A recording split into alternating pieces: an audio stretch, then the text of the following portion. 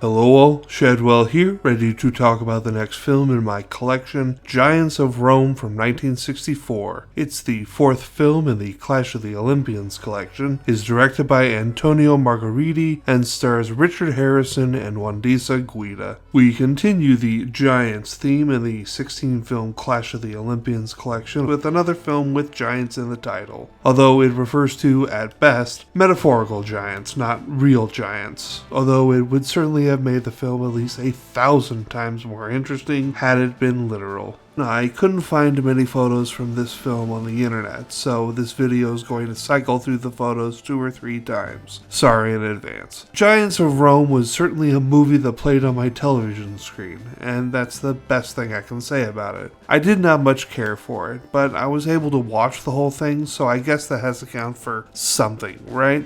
It can't be all bad if I didn't turn it off or tune it out completely. I paid enough attention to it to know that the filmmakers didn't pay enough attention on their part to notice a huge plot hole. See, this is a film about Julius Caesar sending 4 men to dismantle some mystery weapon the Druids have by the end of the 3rd day, because that is when the Romans, led by Julius Caesar, are going to head into battle against the Druids. Well, that's all well and good, except by the time the party makes it to the Druid weapon, it is day 5. And it's not like they just missed the deadline, because the Romans march into battle against the Druids on the same day, day 5. And yes, I know it sounds like I'm really harping on this plot hole, but it's a plot hole that's wider than the Grand fucking Canyon.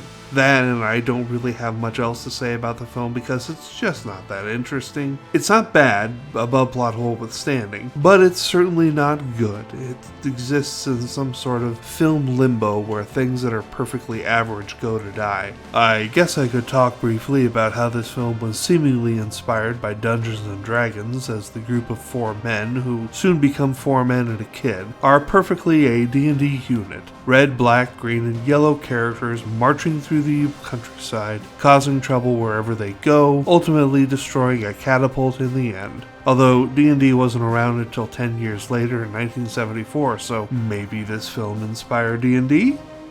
Just kidding, it's just a generic grouping of heroes on a hero's quest, not special in any way. I'm going to give the Giants of Rome a D+ for being middle of the road, except for that huge plot hole. Tomorrow we move on to the Giants of Thessaly.